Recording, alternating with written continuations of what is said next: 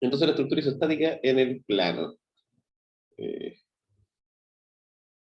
Evidentemente que retoma los conceptos que ya conocemos de fuerzas y, digamos, solicitaciones y equilibrio aplicado a la obtención del comportamiento, ¿cierto? Que comienza con las reacciones de esta estructura isostática sobre el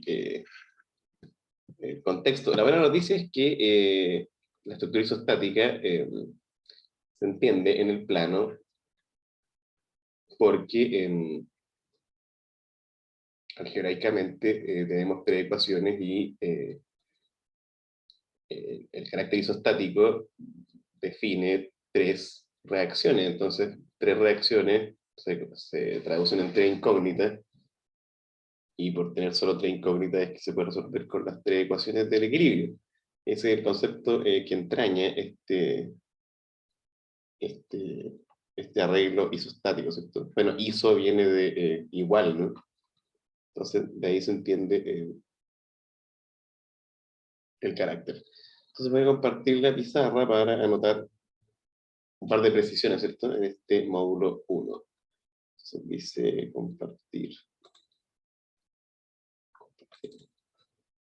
Eso. No sé, parece que está ya.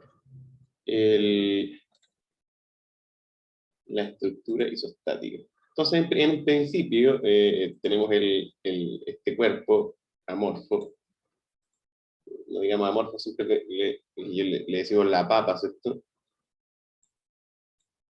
Ahí, la estructura isostática. No sé si funciona el lápiz, debería estar bien, sí. Es la estructura isostática.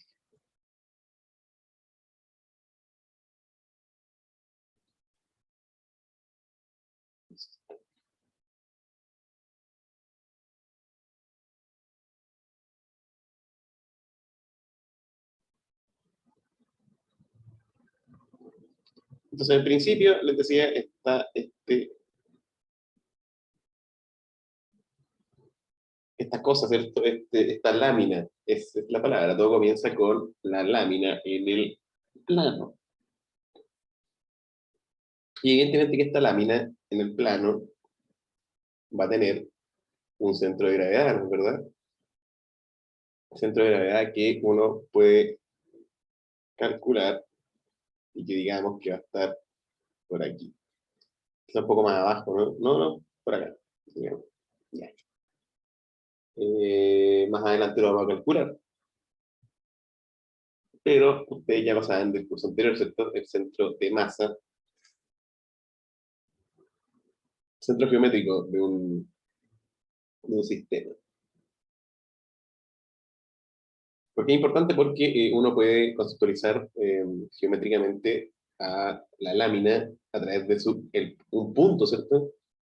Un punto que se desplaza o se mueve libremente por el plano. Entonces, están esos conceptos, ¿no? Lámina,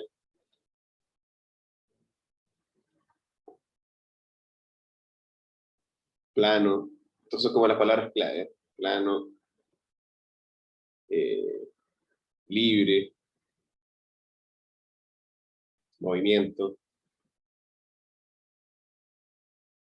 Pero evidentemente que no se entiende libertad sin restricciones, ¿cierto?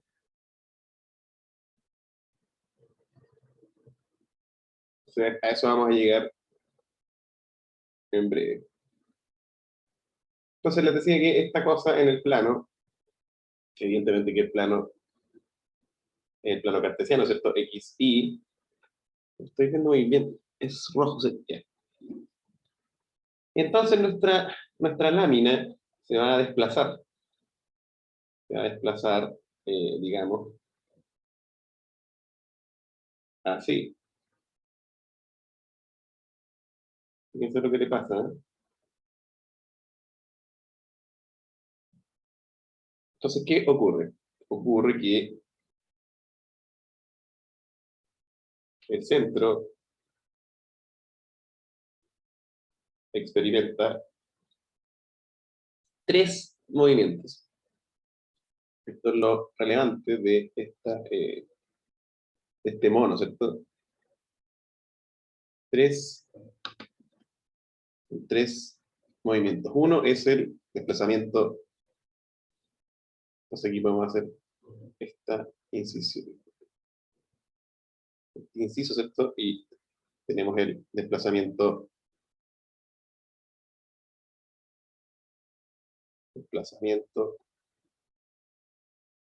horizontal,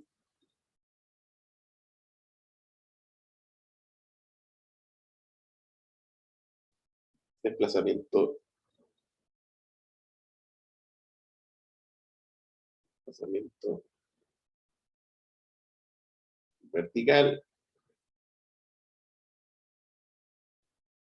y el giro. Entonces ustedes en el dibujo que acabo de hacer pueden observar estos tres desplazamientos, estos tres movimientos, digamos. A ver, me disculpan, 30 segundos que voy a tener que ir a sonarme porque volvió mi alergia al levantarme del internet.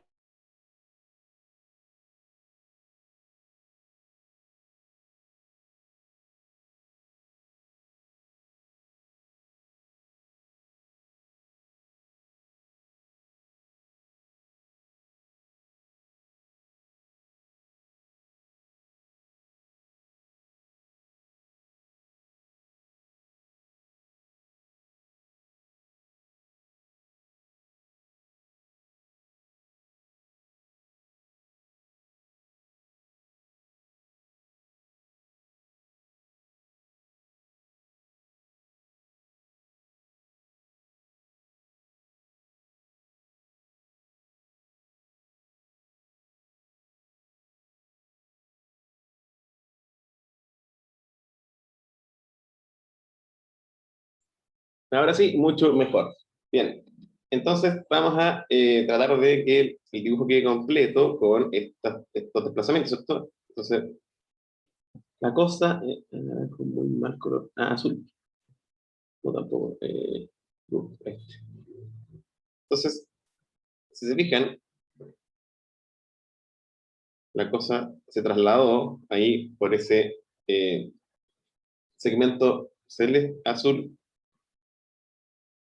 y ahí aparecen entonces lo que nosotros llamamos desplazamiento horizontal, delta X, y desplazamiento vertical delta Y. No es difícil, ¿cierto? Entonces, esos desplazamientos son los que nosotros, estructurando nuestros elementos, nos vamos a ir a restringir, ¿cierto? Y van a aparecer nuestras famosas restricciones. Eh, y evidentemente que el giro, ¿no? Fíjense, la cosa respecto a la horizontal, acaba de girar, ¿cierto? Y ahí nuestro giro, que nosotros llamamos teta, finalmente, ¿cierto? Y esos son los tres: desplazamiento horizontal delta X, que uno evidentemente que puede calcular, ¿cierto? Desplazamiento vertical delta y el giro teta. Entonces, ¿cómo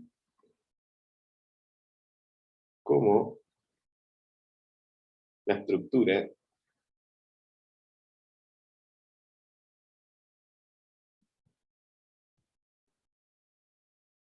restringe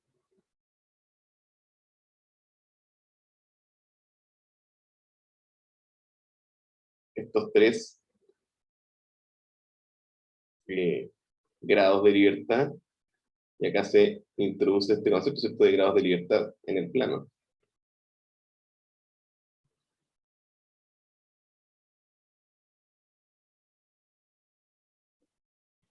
Claro, en principio, nosotros el semestre anterior estudiamos este tipo de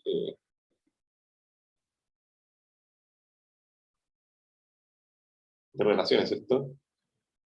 La clásica pelota que se posa en un recipiente. el recipiente evidentemente que es rígido, entonces uno le dibuja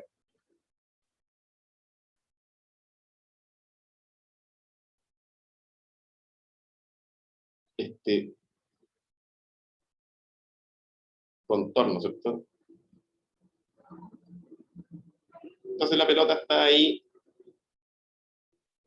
contenida.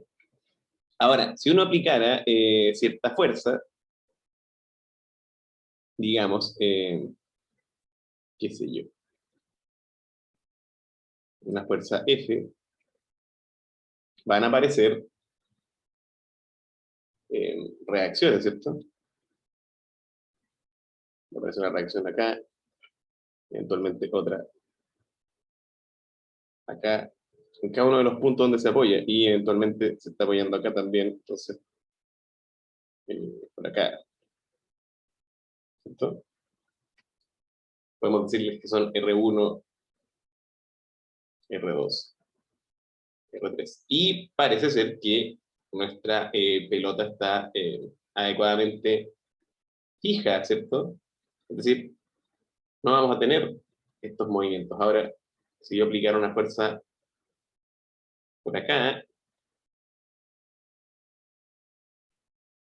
fíjense, eventualmente va a haber un punto en que esa fuerza va a ir aumentando y a medida que va aumentando, nuestra pelota eventualmente podría desplazarse, ¿cierto?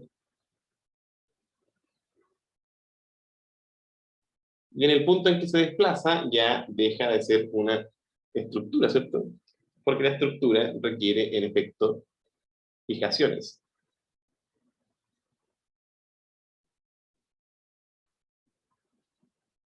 Entonces nosotros vamos a tener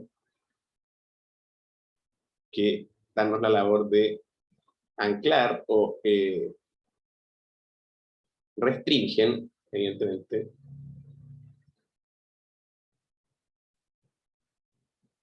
los grados de libertad de la lámina.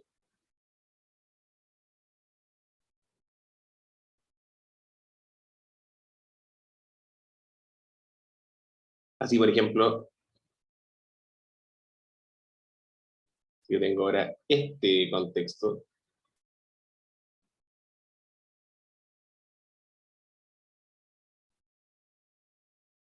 y la muy redonda está acá,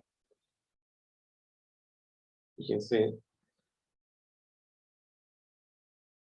no me quedó tan redonda, pero bueno, y yo aplico una fuerza F en esa dirección, no voy a tener problemas, ¿cierto? Porque simplemente la pelota se va a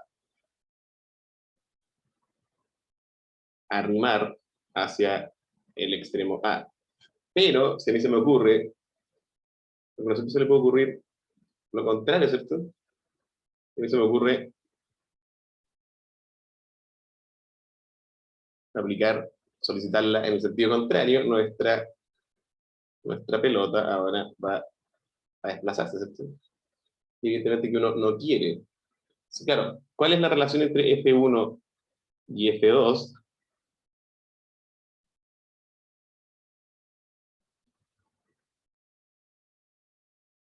F1 y F2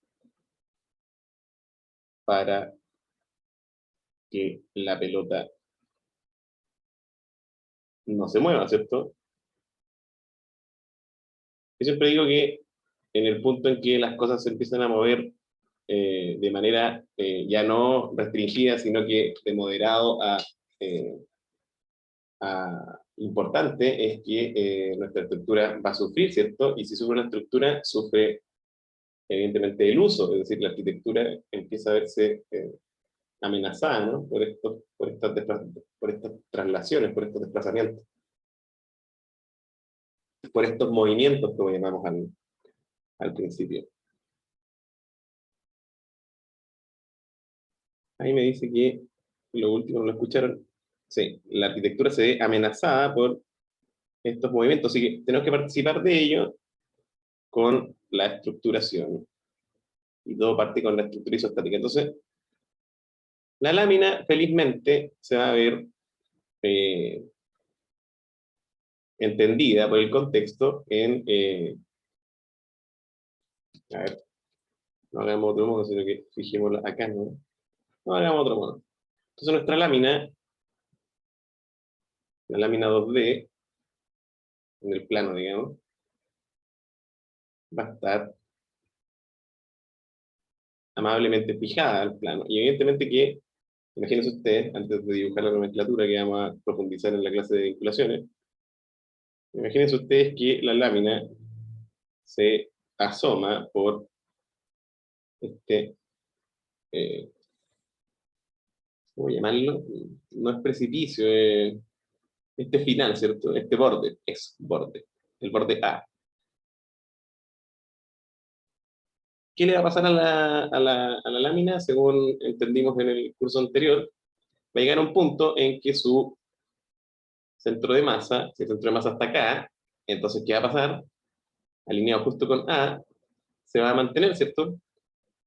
Pero si el centro de masa llegara a, fíjense, si a la lámina se le ocurre seguir hacia la derecha, el centro de masa va a desplazarse, ¿cierto?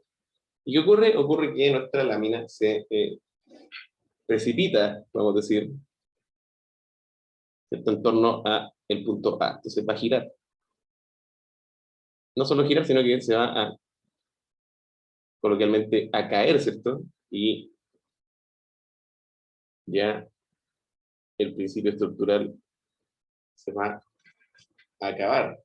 En lo que llamamos un mecanismo, ¿cierto? Esto sería un mecanismo, bueno, no me quiero adelantar a la clase de vinculaciones, pero se entiende lo que pasa. Entonces, ¿qué necesita la lámina, esta lámina en el plano, para estructurarse?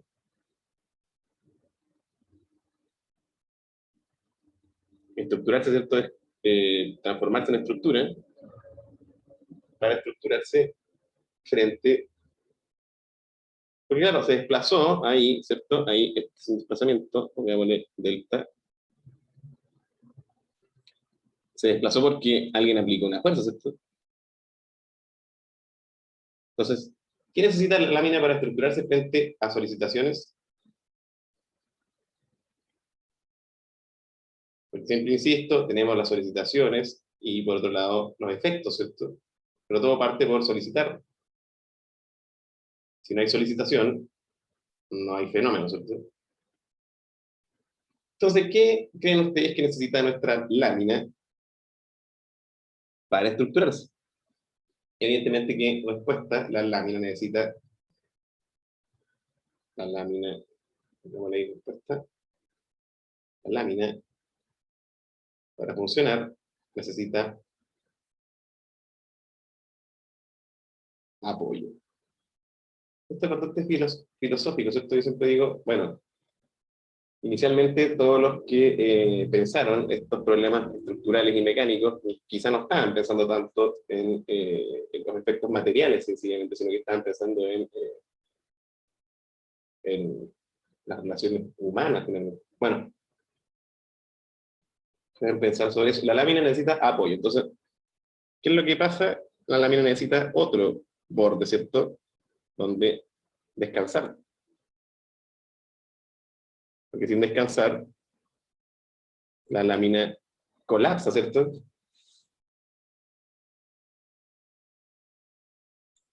Ahí volvemos del exabrupto de la conexión. Espero que me estén escuchando. Se decía, voy a retomar donde quedó, eh, compartir. Compartir.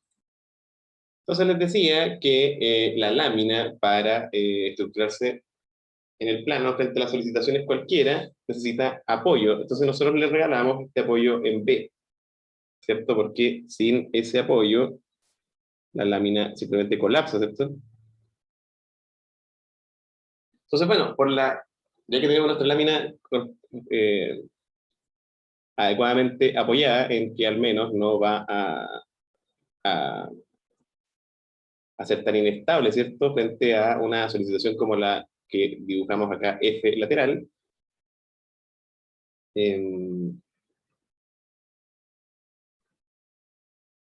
Sí, queda sometida aún al giro, ¿no? Porque si se fijan, si F aumenta,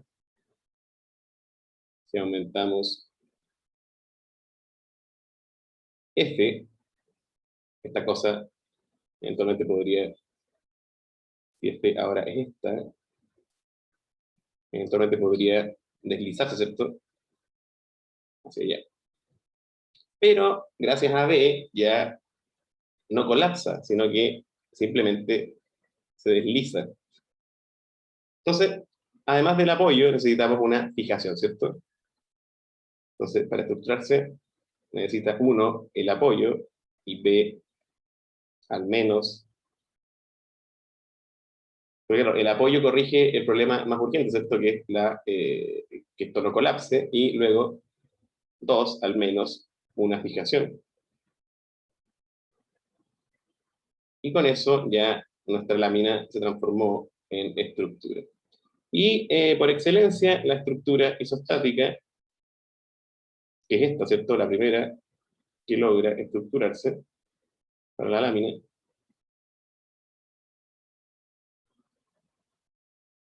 es la que conocemos como, y que introdujimos en el semestre anterior, la viga simplemente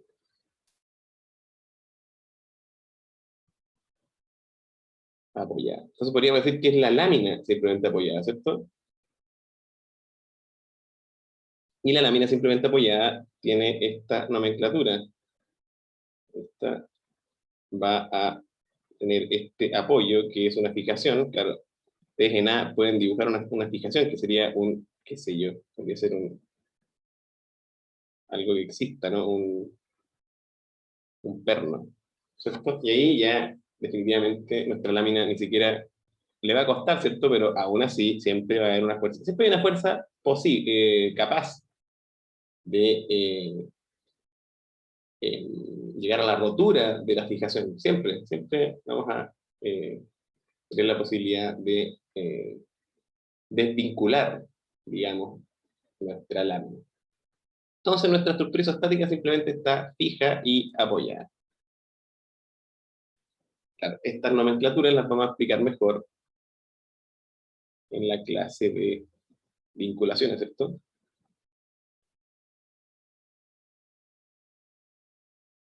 Vinculaciones, que evidentemente que son, valga la redundancia, los vínculos de la estructura con lo externo, ¿cierto? El contexto inmediato. Ah, entonces, por la tercera ley de Newton, se me quedó la pizarra, vamos a agrandarlo un poco.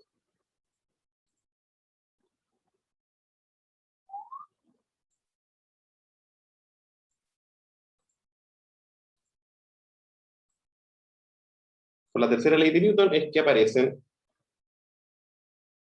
vemos ahí, tercera ley de Newton,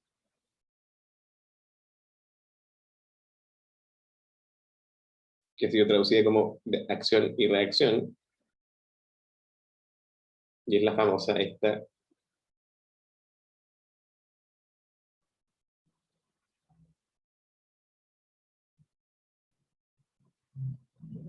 toda, no deja de tener su belleza, toda fuerza, solicitación, vamos a llamar, toda solicitación, que se puede decir toda fuerza aplicada, ¿cierto?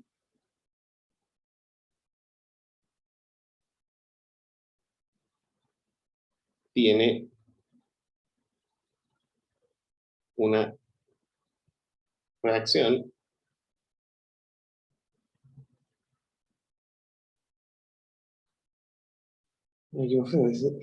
reacción de igual magnitud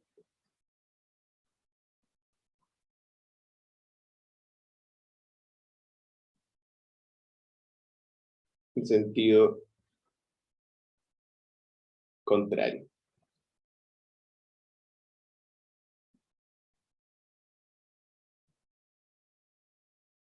Entonces lo que está diciendo Newton acá es que al final todo lo que uno hace se devuelve es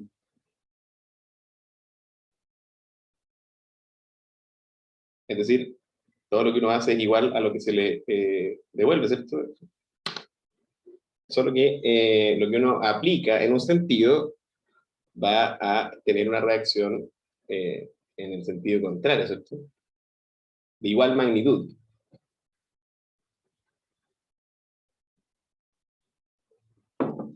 Entonces, evidentemente, que si yo tengo mi viga isostática simplemente apoyada, ¿cierto? Respectivamente, ahí fija y apoyada, y aplico una fuerza F, ustedes ya saben que esta cosa va a tener que reaccionar, ¿cierto? Y así es como surgen nuestro concepto de reacción.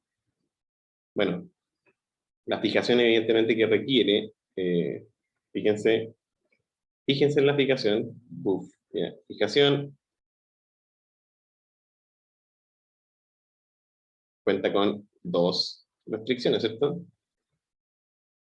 Porque vimos en el caso de los bordes y la lámina en que sin la fijación horizontal, simplemente nuestra lámina podía trasladarse horizontalmente, ¿cierto? Entonces necesitamos esa fijación horizontal. Y la fijación, el apoyo, llamémosle así, tiene una restricción. Entonces uno se las puede arreglar para, por ejemplo, ¿qué ocurre si nuestra viga está en esta situación?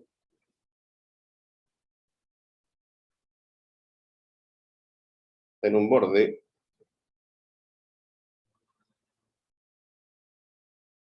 y luego está en el otro borde, ¿cierto? Sin la fijación. Estoy redibujando lo mismo, pero de otra forma, ¿cierto? Transformé la lámina en viga, simplemente dibujándola como si fuera una viga. Parece coloquial, pero bueno. Entonces, si yo aplico una fuerza puramente vertical, me voy a dar cuenta que esto va a funcionar, ¿cierto? Esto va a tomar esta forma. Es decir, se va a deformar. Que es otra forma de decir que toma otra forma. Ajá. Entonces, si ustedes se fijan en esta configuración, vamos a decir en ciertas configuraciones,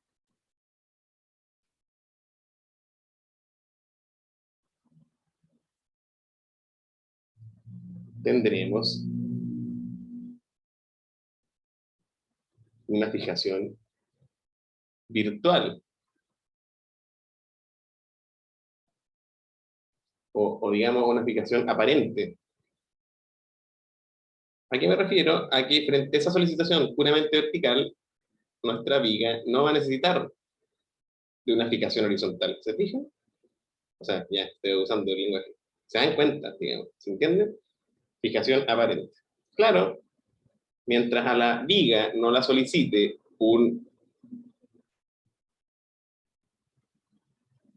una fuerza lateral, llamémosla F lateral, no vamos a necesitar, ¿cierto?, de una fijación lateral. Y es lo que se hace muchas veces en la, en, en la cotidianidad, ¿cierto? Uno siempre está apoyando, qué sé yo, para pasar de un lugar a otro, se apoya una tabla, ¿cierto? No necesariamente la tenemos que fijar porque la vamos a estar sometiendo a esfuerzos verticales. Entonces, por un lado tenemos la estructuración propiamente tal y por otro lado tenemos la estructuración aparente, ¿cierto? Evidentemente que si nosotros queremos hacer un puente carretero, no vamos a estar, pero siempre se pueden tomar ciertas providencias, ¿no? Entonces, si yo efectúo estos apoyos, es decir, le hago ese sacado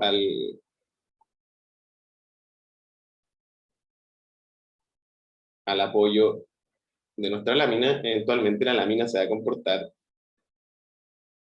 como si estuviera fija, ¿no? Porque, fíjense, de nuevo, si yo aplico una fuerza lateral, F, ¿qué va a pasar? Va a pasar que, en efecto, este sector del apoyo va a ir a reaccionar, ¿cierto?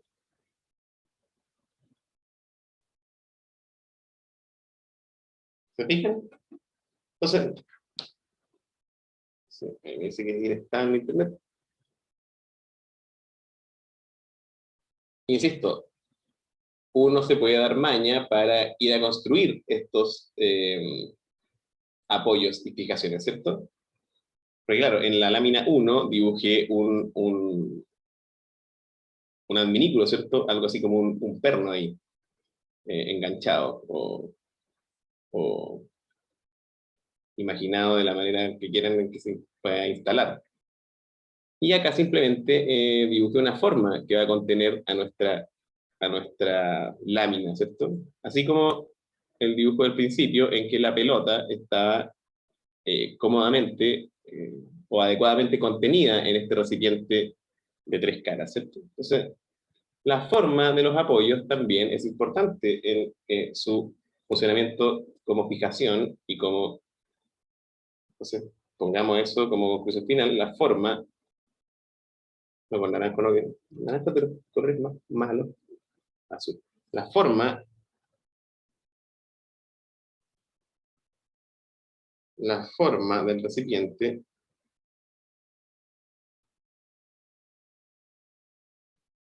va a definir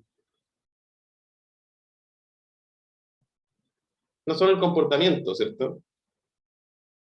No solo el comportamiento, el comportamiento cinemático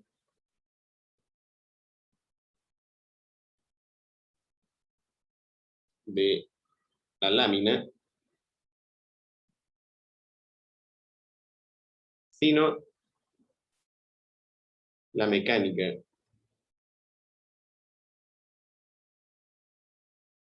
de su relación, es un poco largo, ¿eh? De su relación con el contexto. Pero ustedes no se mareen, mecánica.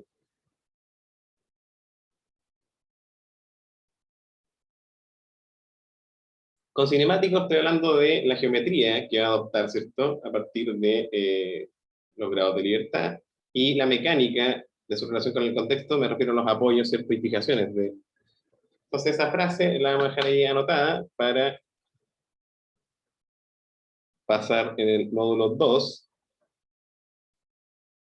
a lo que vamos a llamar solución de la estructura isostática en principio, ¿cierto? Entonces, dejamos anotado acá.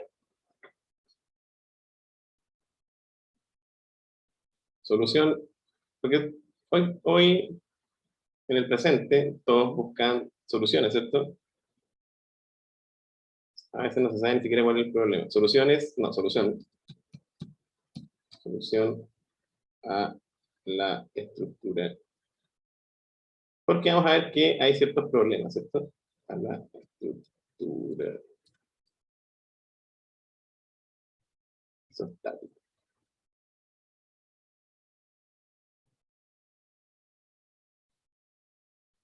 Entonces, vamos al recreo y volvemos. A ver, ¿a qué hora volvemos? Dice a las 10:45. ¿Les parece? 10:50 es. Sí, no nos metamos en, no cambiemos el asunto. Entonces, 10:50, volvemos. Respiren un poco, hagan sus ejercicios y en media hora nos juntamos de nuevo para el ejercicio.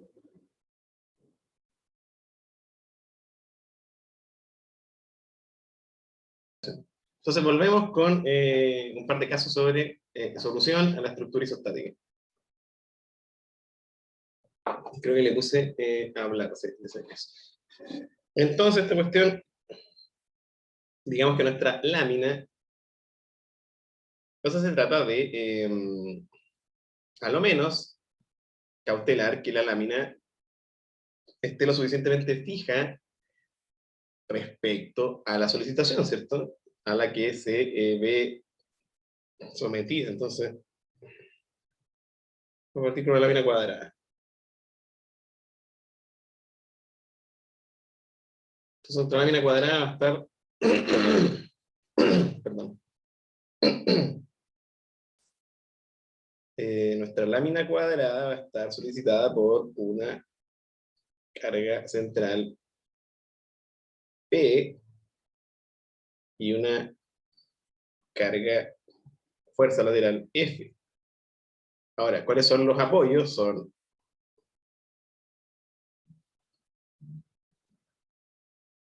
¿cierto? De la manera que construimos en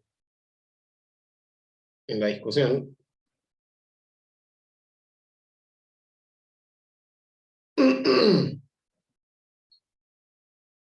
Y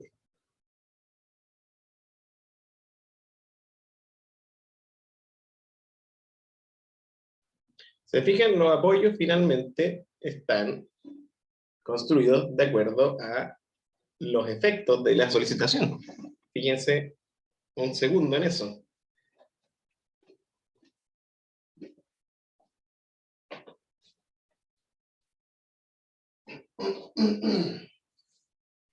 Es decir, si yo traduzco esto a un diagrama de cuerpo libre, o antes que eso, eventualmente, si yo aplico la fuerza F por el lado izquierdo,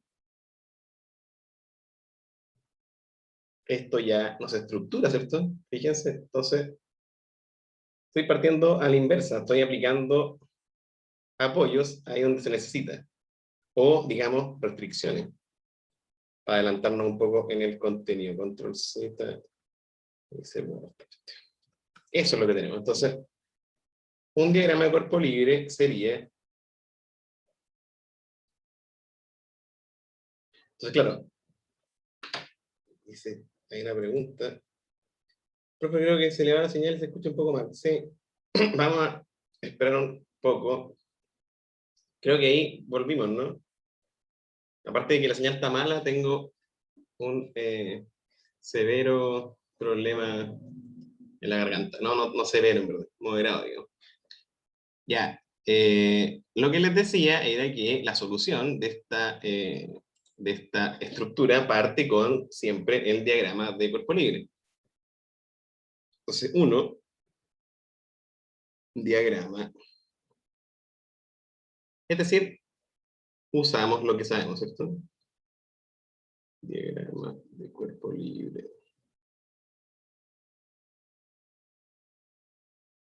Entonces empezamos a analizar esta estructura isostática, que es una lámina que convenientemente hemos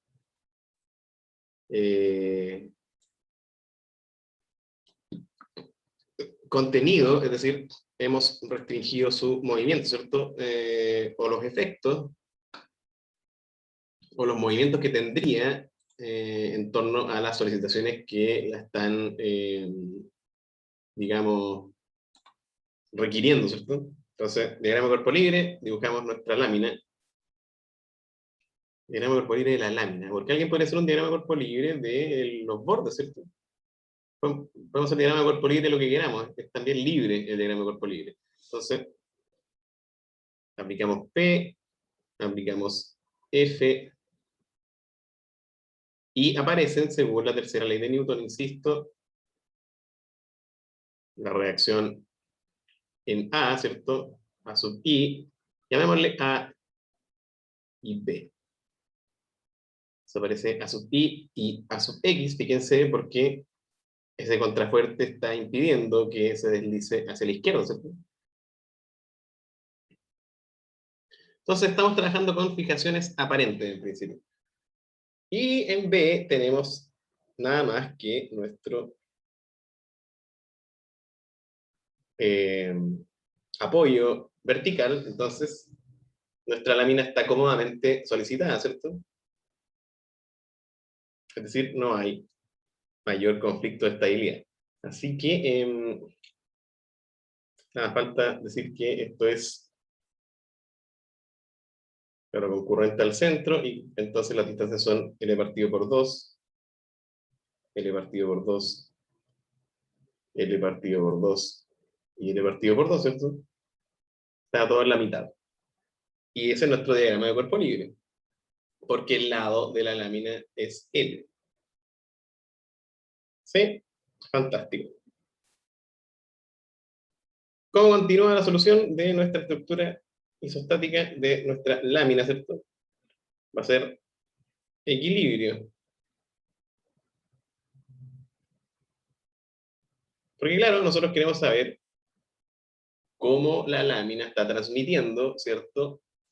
La fuerza P vertical y F lateral a los bordes del sistema, ¿cierto? Al contorno, a los apoyos, al contrafuerte, ¿cierto? A y a P. Entonces, equilibrio, vamos a hacer suma de fuerzas horizontales igual a 0. Y siempre insisto yo cuando empezamos a ver este temita, el temita del equilibrio, y es que siempre vamos a analizar los problemas con estos dos pasos iniciales, diagrama de cuerpo libre y equilibrio. Entonces hay que ser cuidadoso en considerar cada uno de los efectos, ¿cierto?, del fenómeno, es decir, las reacciones causadas por las solicitaciones. Y eso es todo, si no se nos escapa ninguno de los actores, vamos a exitosamente obtener las reacciones. Entonces, ¿qué tenemos en horizontal? Tenemos F y A sub X, ¿cierto? Entonces, A sub X hacia la derecha, menos F, que viene en contra, ¿cierto? Sentido contrario, es igual a 0. No es más que traducir la tercera ley de Newton, ¿cierto? Entonces, inmediatamente yo sé que A sub X va a ser igual a F.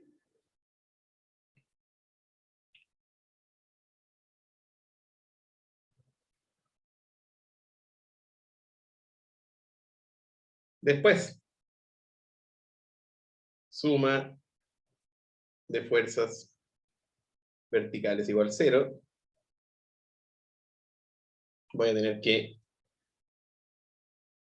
A sub I, que va hacia arriba, más B sub I, que va hacia arriba, menos P, que va hacia abajo, es igual a 0. Evidentemente que ustedes pueden considerar arriba o abajo, o como quieran, ¿cierto? Puede ser que P menos A sub I menos B sub I es igual a 0. Eso nos va a quedar que A sub I más B sub I es igual a P. Entonces no obtuvimos nada. O sea, tenemos una ecuación con dos incógnitas, ¿cierto? Porque fíjense que acá ya tenemos el valor de A sub X, F, ¿cierto? Que se está cortando de nuevo. A ver, esperemos a que se estabilice. Me dice que la señal... Dice que mi conexión es inestable. Eso es paradojal, en vista de que estamos viendo justo el tema de la estabilidad. Bueno, y finalmente suma de momentos. Vamos a hacer momento en A. Yo siempre escojo el punto por donde pasan más fuerzas aplicadas, ¿cierto? En este caso, reacciones externas. Entonces, suma de momento en A tiene que ser igual a 0, ¿cierto? Porque estamos en equilibrio estático. Quizá ahí pongamos el apellido, equilibrio estático, en que la suma de fuerzas tiene que ser igual a 0, ¿cierto? Es decir, el sistema está en reposo. Ya, suma de momento en A igual a 0, entonces, ¿qué fuerzas hacen momento en A? Fíjense que P, la fuerza P, hace que esto... Es bueno ver cómo gira, ¿cierto? El sistema hace que esto gire a favor del reloj, ¿se fijan? Eso hace P, entonces pues decimos que P, en un sentido, hace girar esto. Este lápiz rosado muy débil, así que vamos a rayar con rojo. P por el radio, el brazo de giro, ¿cierto? Respecto a A, que es simplemente la distancia ortogonal entre la línea de acción de P, allá no tienen ustedes línea, ¿cierto? Hay que enchuecar la cabeza, línea de acción de P. Su distancia es L partido por 2, ¿cierto? Es el brazo de giro. Entonces anotamos ahí P por L partido por 2. Yo siempre insisto para que nadie se pierda. Y menos, porque nos fijamos que no hay más fuerzas que hagan girar el sistema lámina hacia o en favor del reloj, sino que el resto hace que esto gire hacia allá. Es decir, en contra de las manecillas, ¿cierto? Manecilla, esa palabra tan pequeña. Ya. Ahí, gira para allá. Entonces, es menos, ahí signo menos, el efecto o momento que produce B sub I, que tiene un radio, perdón, brazo de giro, siempre digo radio. Brazo de giro L, ¿cierto? Se fijan, ahí está la distancia ortogonal entre la línea de acción de B sub I, y si ustedes gustan, anotan ahí, línea, de nuevo con esta letra pésima, y que va para el otro lado, ¿no? Línea de acción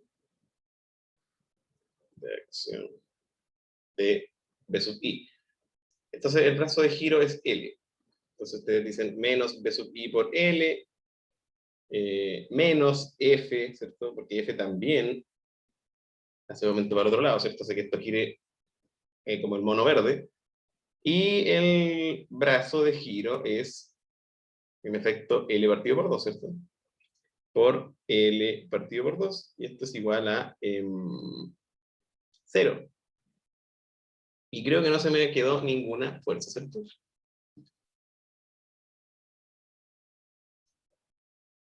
Entonces, maravilla, porque esta ecuación de momento, siempre la ecuación de momento es bastante generosa, siempre regala algo. Entonces, nos queda que los L se nos simplifican, ¿cierto? Chao L y chao L, y nos va a quedar que B sub I, que es la incógnita que estamos buscando, la pasamos para otro lado, y me queda que B sub I es igual a P partido por 2 menos F partido por 2.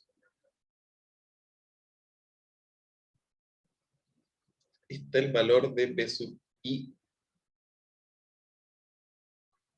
Es decir, P está solicitándola verticalmente, ¿cierto? En cambio, F la está aliviando. Fíjense, vamos a anotar conclusiones. P hace que la lámina efectivamente se apoye,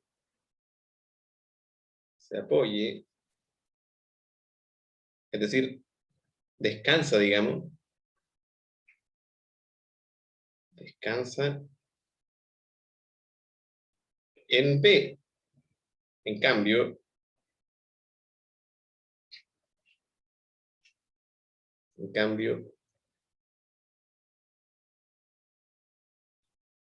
F hace que B, el apoyo, ¿cierto?, se alivie. Es decir, F levanta la lámina. ¿Se dan cuenta? Levanta la lámina en B. Pero por supuesto, ¿cierto? Vean el mono verde. El mono verde está diciendo claramente que F hace que esta cosa que la lámina se quiera levantar desde B por efecto de la fuerza lateral F. Es decir, si F estuviera cada vez más arriba,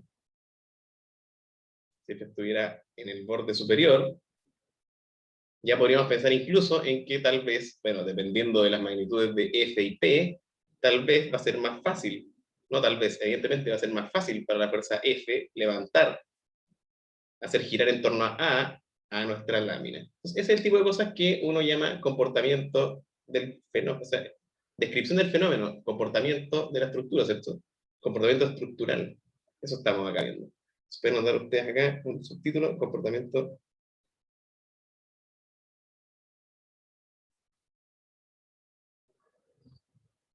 estructural. Eso es lo que estamos estudiando. Bien, vamos a calcular ahora a sub i, reemplazando en nuestra ecuación 2. Tenemos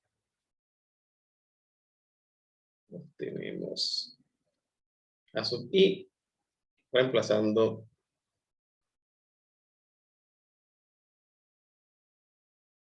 en nuestra ecuación número 2. ¿Cierto? Vamos a cambiar de lápiz porque verde también es medio malo. Después de un rato. Entonces, a sub i más b sub i, que es p partido por 2, menos f partido por 2, es igual a 0. Es igual a p, perdón, ¿sí? Sí, después de un rato uno como que se le dan los pavos a no perder la concentración, ¿cierto? Y nos queda que a sub i, fíjense, voy a despejar, es p menos p partido por 2, ¿cierto? Porque pasan restando estos dos para allá. Entonces queda de nuevo p partido por 2 y más, ¿cierto? Más. Entonces la otra mitad, acá viene la segunda parte de nuestro análisis del comportamiento estructural. Segundo, la otra mitad, ¿cierto? Me refiero a la otra mitad de F lateral se la lleva a, pero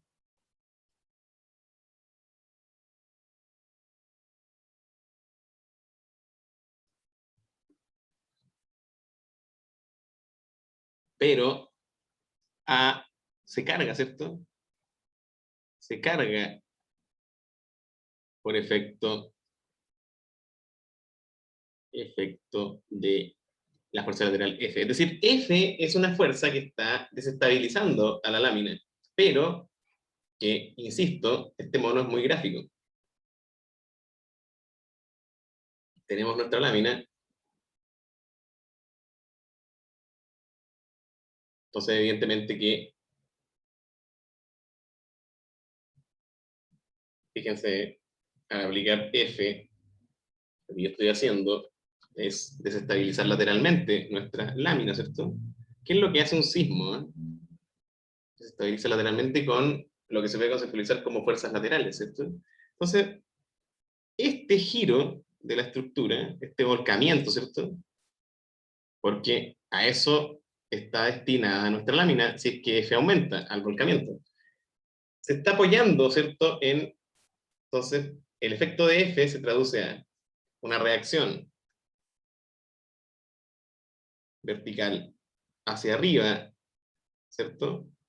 En A y una reacción vertical hacia abajo. Es decir, el apoyo, si nosotros quisiéramos materializar un apoyo vertical en B, tendríamos que pensar que este apoyo va a estar tirando, ¿cierto? Va a estar haciendo que no se levante la lámina en B, ¿cierto? Entonces tendría que ser un tirante para los que les gusta la construcción, ¿cierto? Y que evidentemente son todos ustedes, porque por algo están estudiando arquitectura. A menos que quieran ser curadores o algún tipo de... En fin. Ese es el efecto de F lateral y el efecto de... No se nos quedó chica la pizarra. El efecto de P, vamos también a dibujarlo.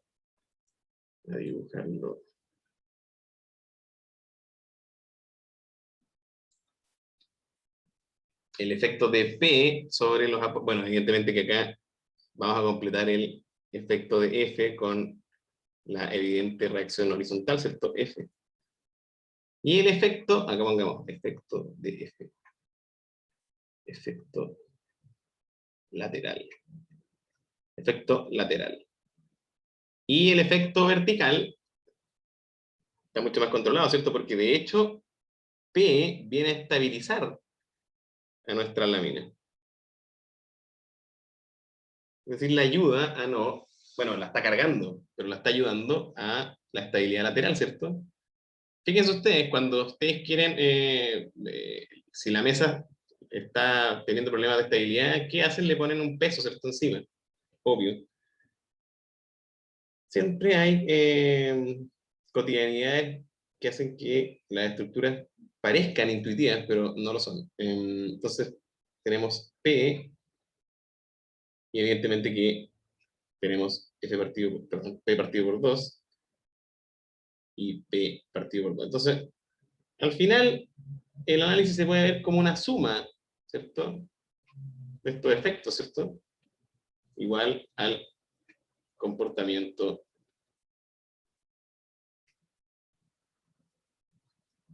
estructural. Entonces, puedo descomponer el fenómeno en dos: el fenómeno lateral y el fenómeno vertical. Entonces, pongamos acá efecto vertical. ¿Se fijan?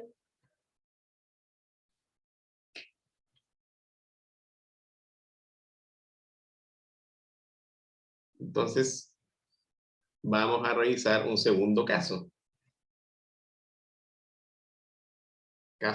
Pongan ahí caso 2.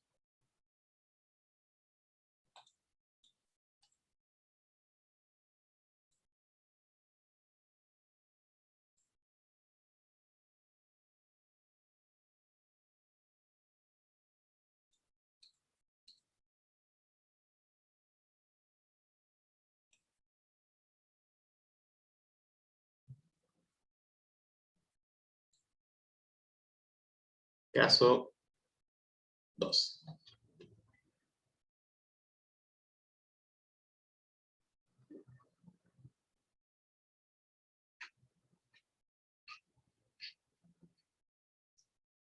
Vamos a ver el caso de una lámina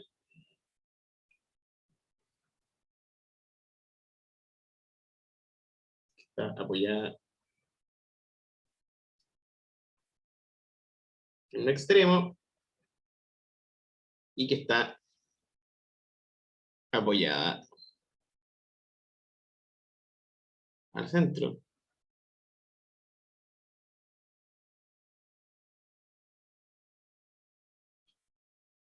Y que misteriosamente tiene una carga vertical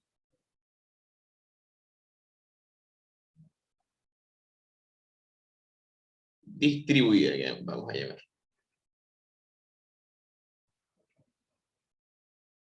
Bueno, siempre el estudiante en algún porcentaje se confunde con este tipo de cargas distribuidas, porque yo creo que lo correcto es dibujarla continua. Porque más de alguno piensa que por la nomenclatura son 4 fuerzas puntuales aplicadas, pero no, es un continuo de cargas. Entonces, realmente uno debería dibujarla así. A ver si me deja saber eso. Esta cosa uno debería dibujarla así, como si fuera realmente un montón de libros arriba de esta repisa. ¿Se fijan? Y ahí nadie se confundiría, pero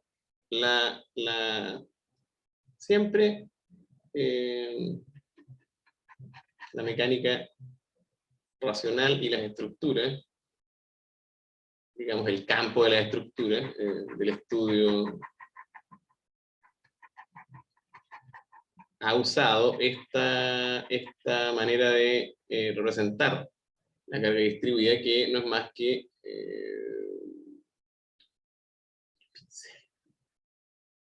así, varias flechitas, ¿cierto? Una al lado de la otra, vertical en este caso, y con una rayita encima. Ahí.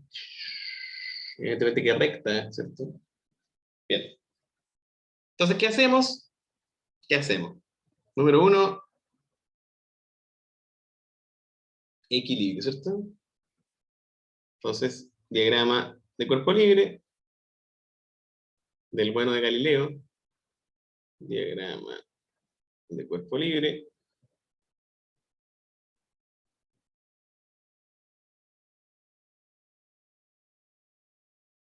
Entonces nosotros liberamos a nuestra a nuestra lámina rectangular de su contexto. Y siempre aparece acá letras, ¿no? Acá vamos a llamar A, B, ¿cierto? Y llamémosle C al extremo libre. Entonces aquí van a aparecer importantes precisiones, ¿cierto? Respecto a esta manera de apoyar a la lámina.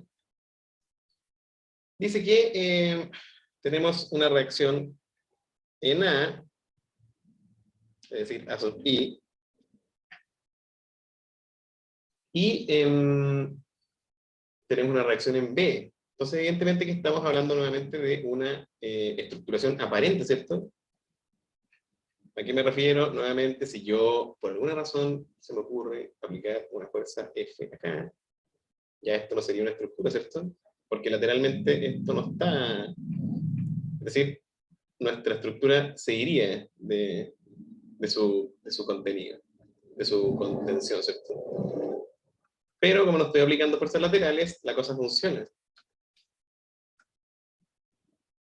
Entonces, claro, si yo fuera alguien muy canónico, diría, ok, yo voy a aplicar acá, para que esto fuera estructura, simplemente el contrafuerte, ¿cierto? Ese concepto que apareció en el capítulo anterior. O sea, y acá tendría que poner una fijación, ¿no?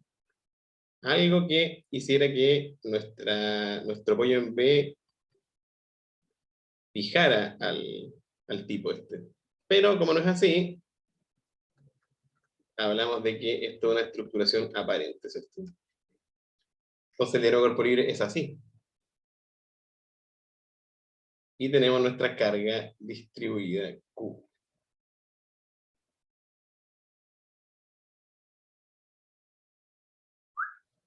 Listo. Y digamos que está al medio, ¿no? Que esto es L partido por 2. Y este es L partido por 2. Entonces, 2. ¿Cuál es el paso 2? Equilibrio.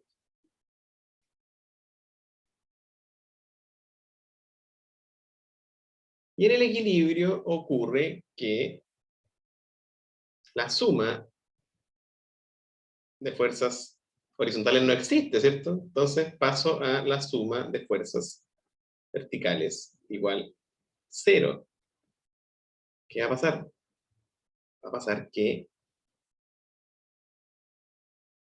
A sub I más B sub I, que son las fuerzas que van hacia arriba, ¿cierto? Menos el efecto de Q, y aquí viene lo divertido, Q carga distribuida, ¿cierto? Es decir, está aplicada en una longitud.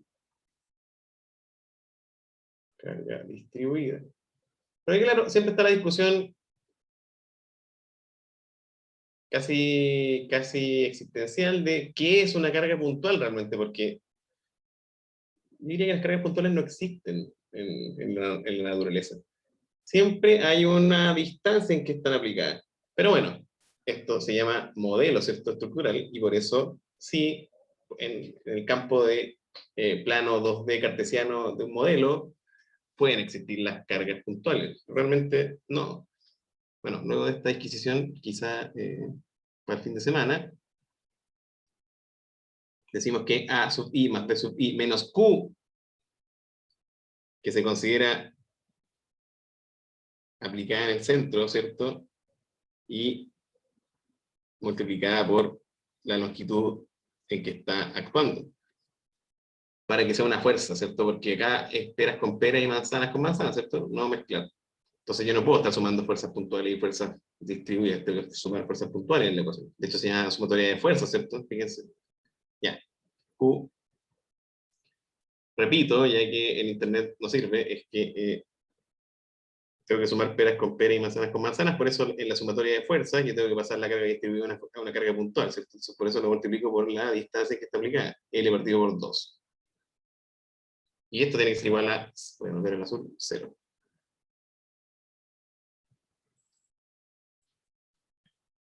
Entonces, obtengo que A sub I más B sub I, evidentemente lo que va para arriba tiene que bajar, ¿cierto? Es igual a, de nuevo a la tercera ley de Newton, Q por L partido por 2. Todo lo que eso tiene que bajar, qué sé yo, hasta llegar al karma, ¿cierto? Pueden verlo como quieran.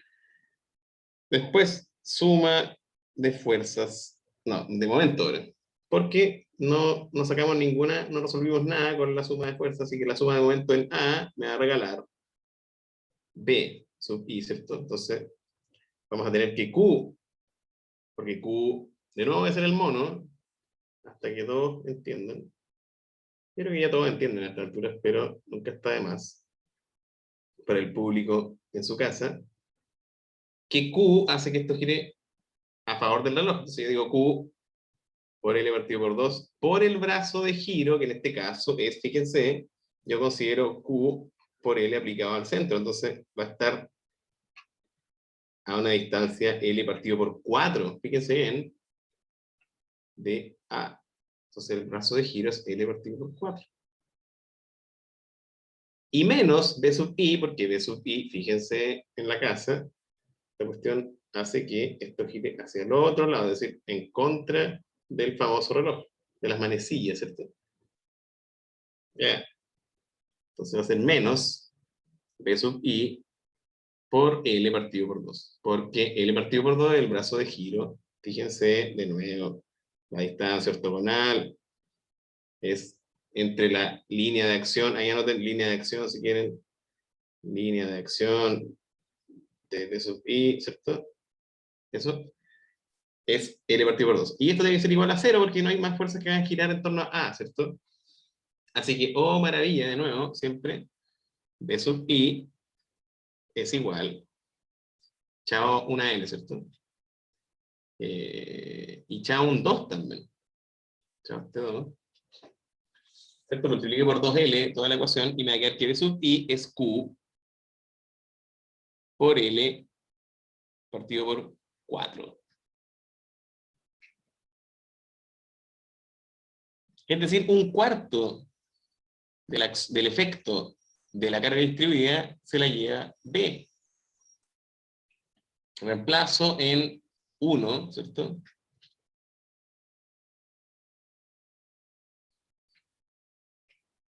En 1, yo obtengo que A sub I más Q por L partido por 4 menos Q por L partido por 2 es igual a 0. Entonces A sub I es igual a...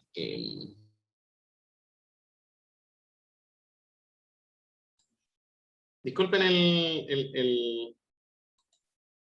sí, se agradece la paciencia. Parece que los jueves la gente ya ve mucho YouTube, ¿no? Están aburridos. Bueno, muchas semanas. Les decía yo, voy a compartir de nuevo y por suerte ya estamos terminando.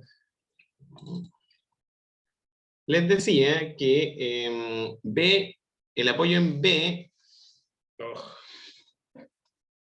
a ver si se estabiliza. Ya, espero me estén escuchando mejor. El apoyo en B se llama un cuarto de la acción de la carga distribuida Q. Entonces, evidentemente que A sub I se tiene que llevar el otro cuarto, ¿cierto? Es decir, Q por L partido por 2, que es, claro, Q por L partido por 4, ¿cierto? Estoy hablando de la mitad de la acción de... por Dios. Ah, porque un cuarto menos un medio es menos un cuarto, entonces queda Q por L partido por 4.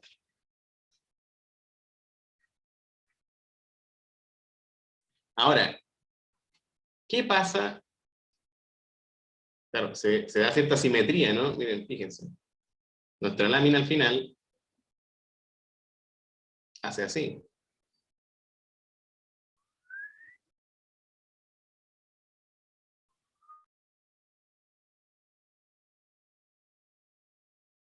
Nuevamente volvemos. Ya no queda mucha esperanza, pero sí, los últimos comentarios solamente. Y ya terminamos. De nuevo compartir la pantalla. Ya, esperemos que me deje hablar un minuto. Sí, lo que está pasando es eso que estoy dibujando en rojo. Fíjense, por favor, que es lo último. Así, ¿cierto? Entonces, básicamente entre B y C no hay carga, así que se mantiene igual, solo gira en torno a B esta cosa, pero es simétrico el comportamiento entre A y B. Entonces podemos decir que la situación final es algo así.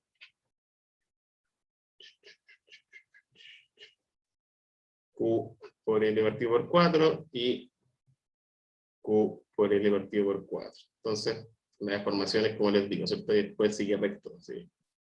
Curvita y recto. Esa curva la vamos a calcular en el curso de estructuras 4. ¿Cuál es la forma de esa deformación? Solo para que se vayan a la casa, bueno, ya están en la casa, pensando, es que, ¿qué pasa ahora si nuestra lámina,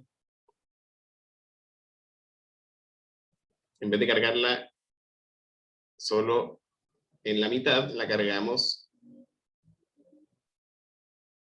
¿Qué requerirá el apoyo en A? Quizá piénsenlo porque se me ocurre que este puede ser el ejercicio de la prueba. Entonces, si yo tengo nuestra lámina de nuevo, y la apoyo según lo que habíamos hecho al principio, es decir, pensando en cargas puramente verticales, ¿cierto? Pero ahora la cargo en todo el largo. Me pregunto, ¿qué ocurre, cierto? Esa es la inquietud que se pueden llevar para la casa. ¿Qué va a pasar, cierto? ¿Cómo se va a deformar esta cosa? Quizá la respondemos en la clase de ejercicios para la prueba 1. Bueno, en razón del tiempo, creo que estamos llegando al final. No sé si hay alguna consulta. Les voy a dejar el video en la plataforma. Profe, era en cuanto a los contenidos, Sí. que yo vengo de la sección de la otra profe Ajá. y como que esta materia igual la habíamos pasado en el primer semestre. Entonces, vamos a como hacer o sea, volver a pasar la materia en este curso. O Claro, sea, obviamente, yo diría que tiene un carácter. ¿Aló? ¿aló? Sí, sí, sí. Yo diría que tiene un carácter de complejidad un poco mayor. Mayor. Sí. Ah, Eso. ya. Pero sí, la primera parte del curso es. Yo diría que todo el contenido de la estructura, desde estructura 1 hasta 4, es lo mismo. Siempre vamos a estar haciendo equilibrio y la estructura isostática, solo que van variando los casos de estudio. ¿Se entiende? Ah, sí, sí, sí, de En hecho este igual curso también nosotros vamos a diferente. resolver reticulados, porque la profesora ve reticulados también en el curso 1, pero acá también los vamos a retomar. Entonces, es siempre lo mismo. Solo que La el cosa es como volverlo más, como ir complejo repitiendo lo mismo para que quede, sí, va para aumentando que la. quede ahí en el, Sí, claro. dale. Adelante, adelante. No, no, es que en realidad es como para volver a hacer lo mismo y que quede aprendido. Sí, es un poco de insistencia. También este curso tiene como base bibliográfica el capítulo 2 del libro. Entonces, ese es el complemento a las clases. Y el capítulo 2 del libro habla del estudio de la estructura isostática, ¿cachai? Como ya aprendimos los principios y ahora vamos a ir viendo casos, ¿cachai? De resolución, de análisis. Este curso es eminentemente de análisis. Vamos a, a terminar calculando los esfuerzos internos en los elementos, que son los que describen totalmente el comportamiento estructural de un elemento, viga, columna, lo que sea. Para allá apunta este curso, a los esfuerzos internos. ¿Por qué? Porque los esfuerzos internos, y ahora les doy una visión ya que incluye estructuras 3, los esfuerzos internos son los que nos van a decir cuánto se está solicitando realmente el material que construye a los elementos. Entonces, nosotros por algo en el curso 3 vamos a diseñar los elementos, vamos a decir, oye, necesitamos tal sección y tal material para soportar tal solicitación. ¿Se entiende ese orden lógico? Sí, sí. Y Claro, en entonces, en el texto, profe, teníamos que haberlo leído hasta cierta página, ¿cierto? O sea, igual lo leí, pero me perdí hasta qué punto hay que avanzar. yo diría o repetiría lo de la clase anterior, de introducción. Traten de leerlo varias veces, todo el capítulo, pero evidentemente que las clases van a ir iluminando los subcapítulos, ¿cierto? O los contenidos que abarca el capítulo 2, quiero decir, ¿cierto? Pero ustedes pueden, evidentemente que la mayor parte del estudio es por parte de ustedes, entonces eh, voy a tratar de irles diciendo qué páginas son las que corresponden a cada clase, pero, por ejemplo, esta clase es de las primeras 10 páginas, donde se define la lámina en el espacio. Después viene la clase de vinculación que continúa con los apoyos, ¿cierto? Y cómo se traducen a reacciones y etcétera. Pero ustedes pueden ir avanzando a medida que el tiempo se los permita. Pero yo recomiendo eso, vayan interiorizándose con el texto semana a semana. Es decir, busquen cómo resuena lo que discutimos aquí en la clase en el capítulo del libro. ¿Sí? Ya. Eso. Sí, No sé si se escuchó profe. lo último. Gracias. Gracias a ti. Bien, a todas y todos les digo que gracias por la paciencia y nos vemos la próxima clase. Que en efecto, próxima clase vamos a ver reticulados, que también es un concepto que creo que lo revisan en el curso 1 de la profesora. Bien, si no hay más consultas, éxito.